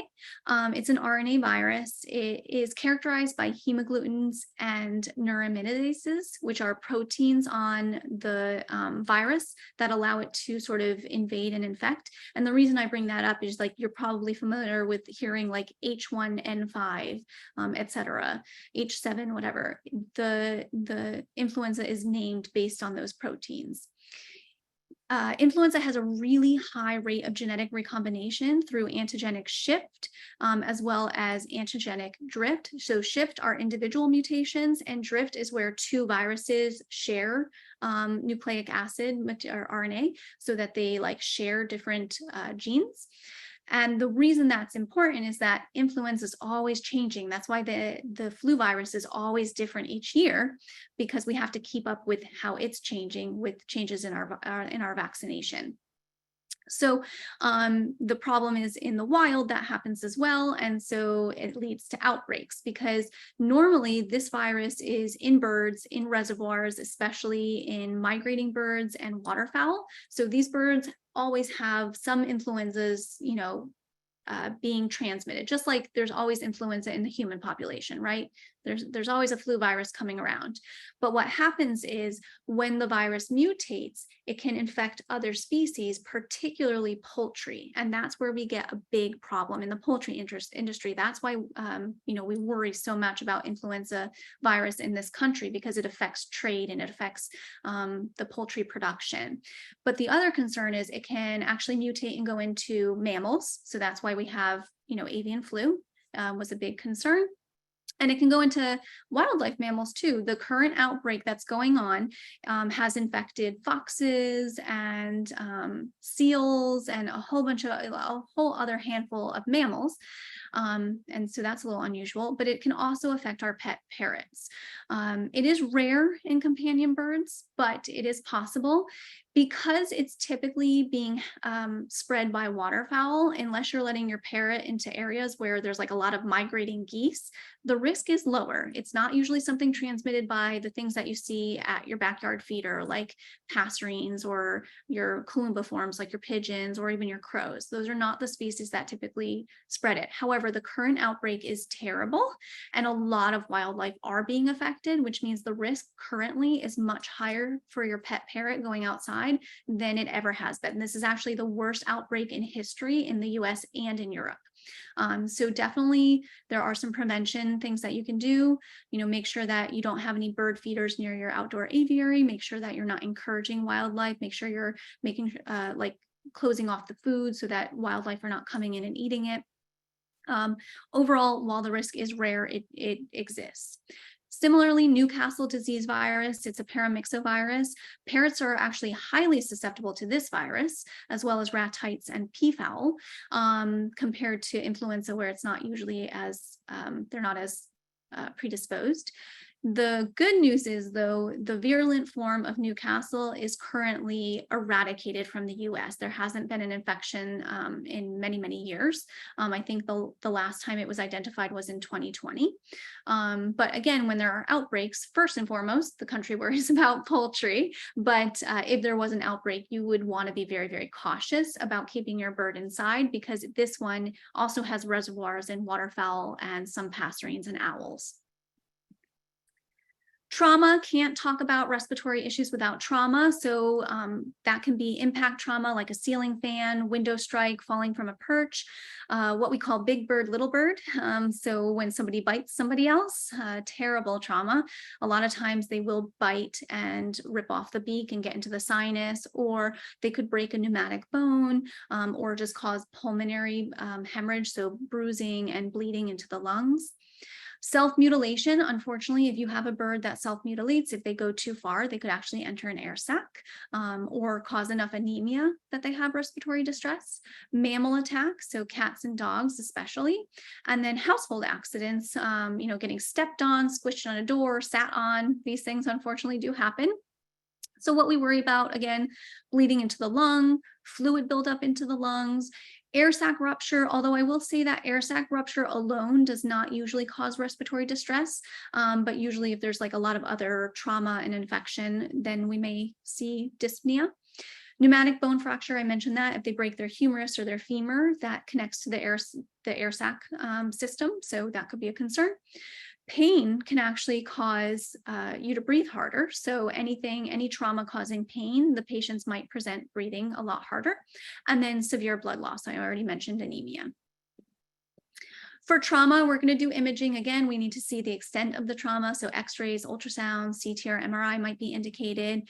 If there are wounds, you're going to want to do sedated or anesthetized wound exploration. But the word of caution here is that hopefully you have a great avian vet and they already know, but you have to be very, very cautious about flushing wounds. When a dog comes in with like a dog bite trauma, they flush those wounds because dilution is the solution here to pollution. So we're trying to get rid of that bacteria. With birds, we cannot do that because if that wound punctures into an air sac, we could drown the bird. So we have to really know our anatomy, really have a better idea of how extensive the lesions are. So imaging is very helpful. And then just be very cautious if we have a wound overlying an important structure that we're not flushing. Blood work can also be helpful, but obviously we're not going to do that unless, the bird is stable. And if there's been blood loss already from trauma, we're not going to pull more blood. But if the bird's falling and traumatizing, it's really important to have blood work done to look for metabolic causes like electrolyte issues that might be leading to the bird falling. So if you have a bird falling from a stand, falling from perches, that is not normal. That should be worked up. In terms of treatment, we're going to also do pain management, anti-inflammatory medications. Those are going to be sort of the mainstay. Antibiotics will depend on the type of trauma. If a cat so much as looks at a bird wrong, I will usually do antibiotics. Birds can get a fatal septicemia from carnivores, especially cats, from Pasteurella infection on their teeth and on their claws. So if there's little punctures, they can die from that, from sepsis. And it's really hard to know. Sometimes owners will say, oh, well, the cat, batted at it, but I didn't see any blood. A little puncture may not bleed, or it might be hidden by feathers. So if there's been exposure to a cat or a dog where they're contacting each other, I'm going to treat with antibiotics because I would rather be a little bit more aggressive in that situation than be wrong. Fracture stabilization, again, that could be surgery, it could be splinting, it depends on the situation, and then wound care and closure. So obviously the treatment is going to depend on the type of trauma, the extent of trauma. Last but not least, coelomic or extra respiratory. And I just have a couple slides on these. I didn't want to go into too much detail because, again, they're kind of talks of their own. We don't have time to talk about liver failure and GI disease, but keep in mind that anything that compresses the air sacs could lead to respiratory distress. So organ enlargement, liver and GI, and repro are actually my three big ones that I worry about. Cancer, especially in our little budgie friends, I hate to say it, but renal and testicular tumors are particularly common, especially when they get to be about like 5 to 7 years old. If they present with, they're definitely a male and they present breathing hard, I really worry about cancer. Reproductive disease, so egg binding, cancer, impaction of the oviduct can all cause a space occupying mass. Effusion or free fluid, we already talked about that a little bit in the beginning, of different diseases that could cause that. So just a reminder, when we look at the body, this just kind of displays the different organs and then and the air sacs around them. So if anything enlarges, like D being our liver, if that gets big, it's going to compress our air sac, which is C. Similarly, if the heart is big or if the GI is big, we're going to see that compression. And then just a couple other things that we have to have on our radar. Pain, I mentioned already, can cause a bird to breathe hard. So sometimes when they come into the clinic and we know there's been some sort of trauma, once we give them pain medication, we'll see that their respiratory rate and effort improves dramatically. So that's one thing to just have in the back of our minds.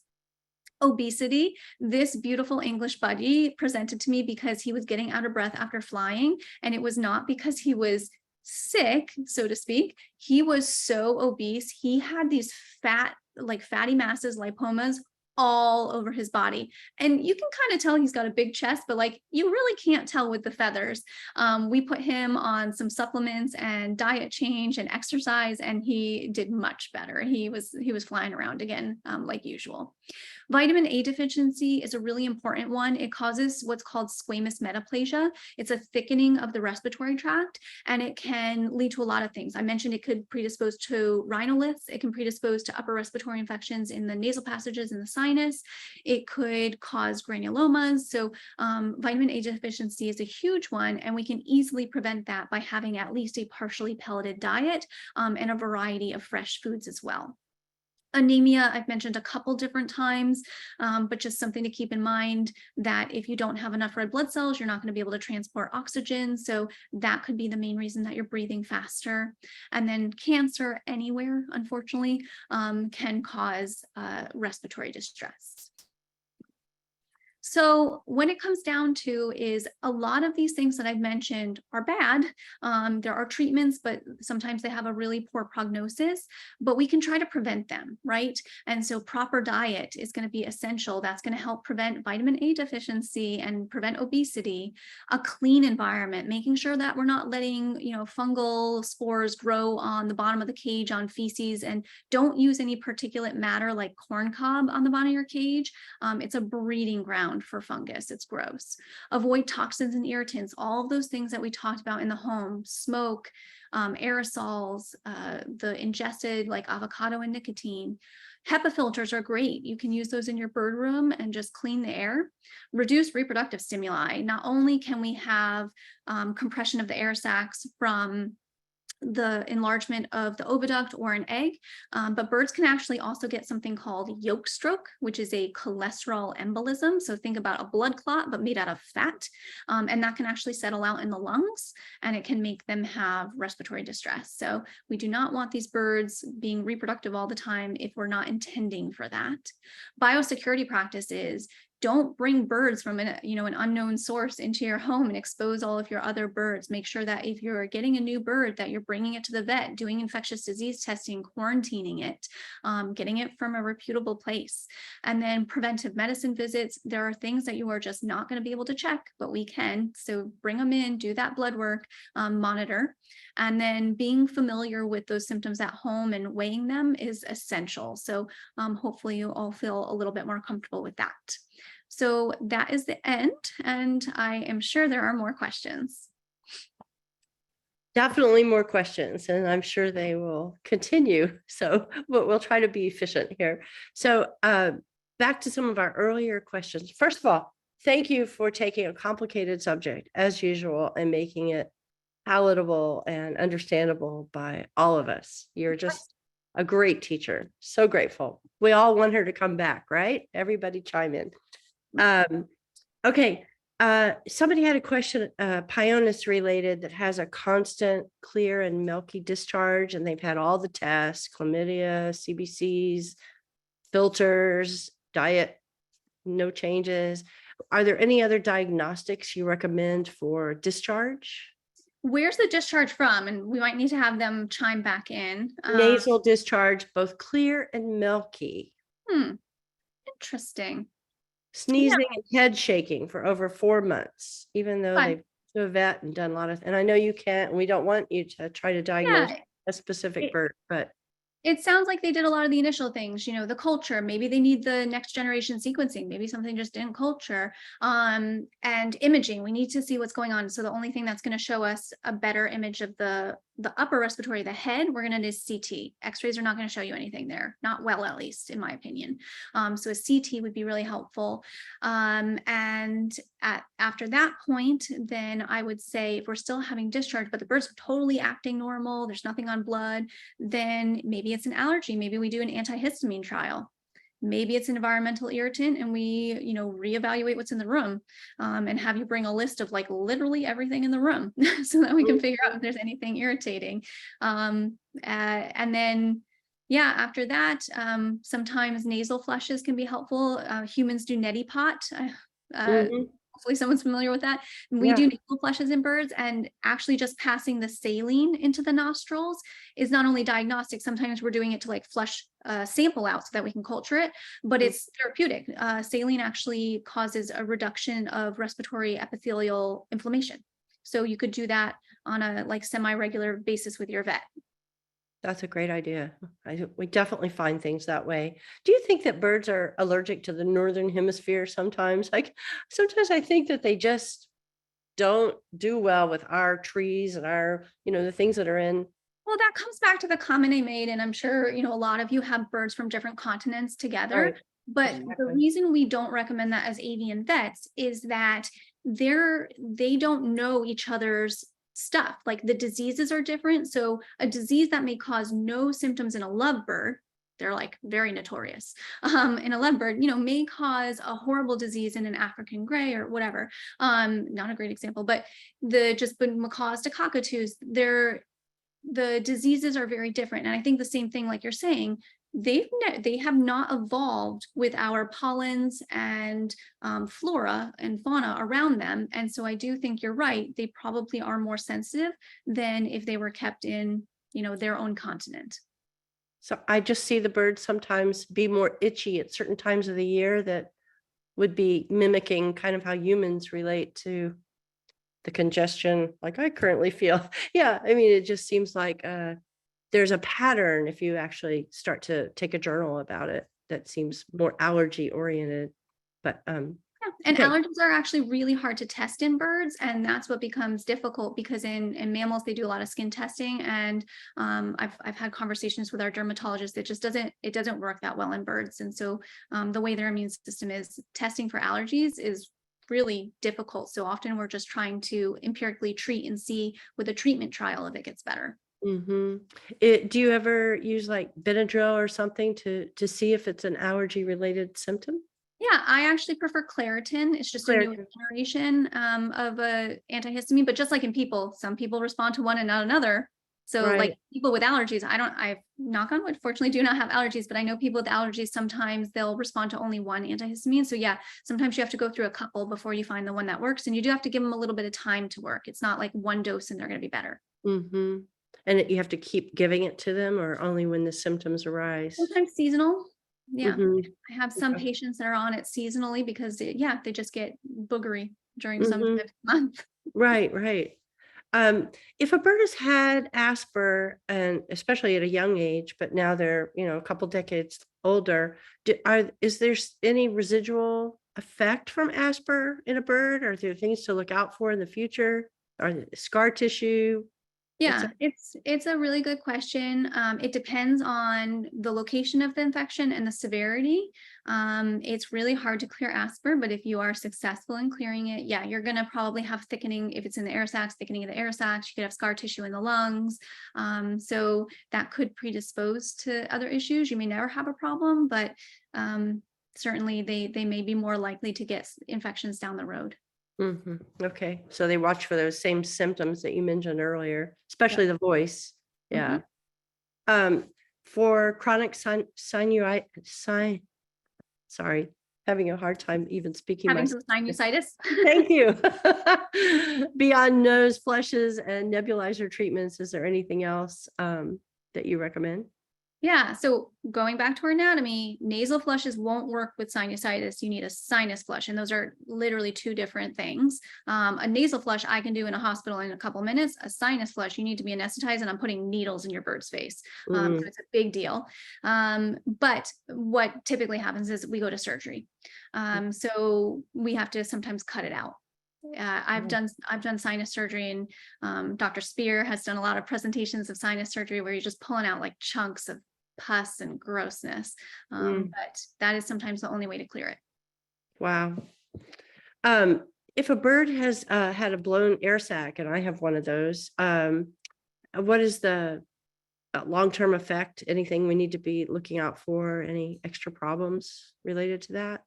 Yeah, when there's an acute trauma, a lot of times the air sac will seal over and they will absorb that air over time. So like say your bird flew into the wall, has an air sac, obviously get them treated for the trauma, the head trauma. Flying into a wall is the equivalent of you and me going through a window, like a windshield in a car crash. So it's a big deal. So, treat that first and sometimes it'll heal, but you are right. Sometimes they will become chronic and they will not seal. If they are small enough where they're not really causing any discomfort or trouble breathing or mobility issues, it doesn't really hurt. You just leave it. If it's something that gets big to the point where it causes symptoms, you can actually do what's called a stent, where you put a little stent into the air sac and suture it into the skin, and it's a permanent hole and it allows a release of the air and it stays in there. And it's basically, you just make a fistula, you make an exit wound. So it usually comes from trauma. I'm not sure how Not always. my adopted bird got hers. But Not always. Trauma, any infection or inflammation in the air sac, anything that causes a defect in the air sac. So that was just an example. But yes, if you have a bird that just randomly, like you adopt it and it has that, then it probably needs a thorough workup to see if there's any residual issues in the air sac. So we like to do imaging to try to figure out where that air is coming from. Yeah, sometimes it just blows up the side, just almost around the head. It's like the air can't release, like you said. Yeah. Yep. Interesting. Somebody wanted to know, you mentioned about seed inhalation. Do we have to worry about that with the larger birds who probably aren't eating seeds as much, hopefully anyway, but do they also have that problem? Yeah, anybody can inhale anything. I'm sure all of us on this call have at some point gone to eat or drink something and it went down the wrong tube. Yeah, that's true. They could inhale a piece of pellet. I mentioned wood splinters. I always worry about that with my cockatoos because they're like chewing wood like it's going out of style. So they could just inhale something accidentally. We have mechanisms to try to clear it. So, we do that and we like cough and our mucus pulls it out. So for the most part, you don't have to panic and watch your bird every second of the day, but it could happen. Just right, like a freak choking accident could happen in a restaurant. So, certainly if you notice the symptoms, just get them seen. Makes sense. Can asper penetrate the egg in the nest? Oh, that's a really good question. I want to say no, but I don't know if I know the answer. Like, I don't know if I can definitively tell you that. I will have to look that up and get back to you. I don't think so. The egg is like really walled off, but I'm trying to think if there's any way it could be vertically transmitted. It doesn't typically affect the reproductive tract. So I think it would be near impossible for it to be transmitted to an egg or to infect an egg. I mean, we talk about bornavirus often coming from the egg, but that's internal versus asper, which would be more external, right? I mean, you can certainly have asper again in your body and then it can invade into the bloodstream, but it's not usually, it can spread that way, but it's not usually in the reproductive tract. So I would have a hard time thinking it could get to the egg. I've never seen a report of it. You talked about certain species being more prone to certain respiratory problems like grays and asper, et cetera. Do you find that Pyonis are more prone to anything in particular? Good question. We don't see Pyonis as much in the pet trade as I think we used to. I still have a handful of clients of different species of Pyonis, but I don't think they're one of our more common ones. Not necessarily. I have one Pyonis that I always think about when I give this talk because I've done 2 different sinus surgeries on him. He belongs to my technician.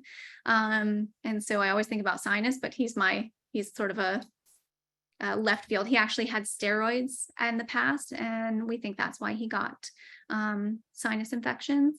But no, nothing else than what I had mentioned. There seems to be a reaction from several people about your avian flu cautionary advice about bird baths and bird feeders. Is there any more specific advice about how far they should be from the house or the apiary or not at all? I'm giving a talk about protecting the backyard flock, chickens mostly, but also citizens at ExoticsCon this year in Boston. So I will talk about this more for anybody who's going. But yes, there's lots of different things. The more you can do, the better your chances of limiting the risk. But I do understand, because I live in a home that has chickens in the backyard. I've got bird feeders. I've got my aviary. Nobody's going to be perfect. And again, that risk is going to be pretty low if you're not living in a farm where geese are landing, or you don't have a pond in your backyard. If you've got a pond, you've got a big problem, because waterfowl are definitely going to come. But the more you can limit it, so just move it as far as you can, the better. Reducing the exposure to wildlife, especially right now. I would say any other time, not a big deal, but right now is a horrible outbreak. If you go on the USDA's website, you can see where it's traveled through the US. It's basically everywhere. And so I do still think the risk to citizens, to our parrots, is quite low, but it's not zero. So I don't have specifics of how far it needs to be, but move bird baths. That's what I was going for. Move feeders as far away as possible. Move your compost as far away as possible, because wildlife like to go to compost piles. Make sure your trash cans are well sealed. If you do have backyard poultry, make sure that their food is well sealed, because that's going to attract a lot of wildlife. Those are sort of the initial things that I would recommend. Is it affecting certain wild birds more than others at this point in your experience? There have been outbreaks in various, instead of just causing, or instead of just being a carrier in a lot of the waterfowl, it's actually killing some of the waterfowl. But I don't have great numbers or specific species for the wild birds. Okay. So it's not like we saw the crow population get decimated at one point, et cetera. Yeah, if you go on the USDA's website, they literally list every like species that's been identified, like on an ongoing ticker. So you can see, like, in this state, this bird was diagnosed with influenza, and yeah, you'll see all the species. It is a lot of waterfowl, a lot of the bigger birds, not a lot of the passerines. Okay. That's very helpful. I assume since it's a virus, it probably doesn't live outside the body very long. I don't know.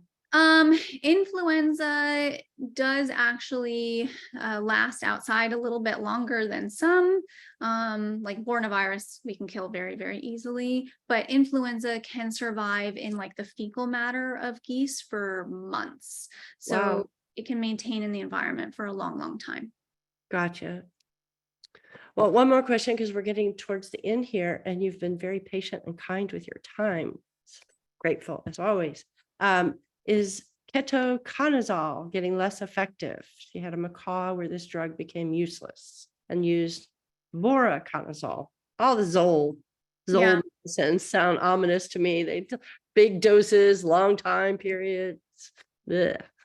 Yeah, so the azoles have different generations, just like I talked about different generations of antihistamines. Like Benadryl is kind of an old drug. We all know Benadryl, but then like you've got your Claritin and all these other newer drugs that they're advertising on TV. Similarly, same thing with the azoles. Ketoconazole, fluconazole, itraconazole are sort of older. And then some of the newer generation, like voriconazole, being newer means that the fungal organisms have had less time to adapt to them. So we do tend to see less resistance to them. So it's not necessarily that it's a useless drug, but we may have more strains of fungal organisms that have higher resistance. So again, with bacteria, at least doing culture and sensitivity, it's outside the scope of this talk, but fungal sensitivities are not really validated. There's only a couple places that do them, and they're not something that most labs do. So that gets a little bit more challenging, but there are definitely lots of reports in the human literature on resistance. So knowing that like aspergillosis is huge in humans. So if you know that ketoconazole has a high degree of resistance, then that's probably not the drug we need to use. So we do extrapolate from that literature a bit to try to guide our choices when we don't have our own research. Makes sense. Wow. Thank you so very much. And maybe you'd be willing to come back yet again, I hope, because you're just a fabulous teacher. And I want to remind everybody that Dr. Anthony Pilney will be with us next month on the 29th of July. And I'm really looking forward to that. Not only is he very passionate about welfare, but with the recent changes in the Animal Welfare Act and the standards now applying to parrots, I think we'll have a really good discussion about that and what it means for all of us. So, and if you're an IAABC member, your code word for today is breathe. And just let me know that you listened, and I'll send you the information for your continuing education units. And any parting words of advice for us, Dr. McCleery? No, I just appreciate everybody coming and spending your time with me and learning. And it just, it's so great to see so many people, because it just means that you care. And that's great, because it makes my job much easier. We have some great avid learners, and I see today that we have had people from all over the world join us, including several veterinarians. So I'm Great. sure there'll be a lot of residual benefits that help parents everywhere. So that's always the goal. Well, I hope to see a lot of you who are, on the virtual aspect live at, some future events. Yes, we hope. Yes, we can spend more time in person together. That would be great. Okay, thanks everybody. And I hope to see you next month. And as always, thanks for being avid learners and helping parents. That's what we all need to do. Thanks again, Dr. McCleery. Bye. Bye, everybody.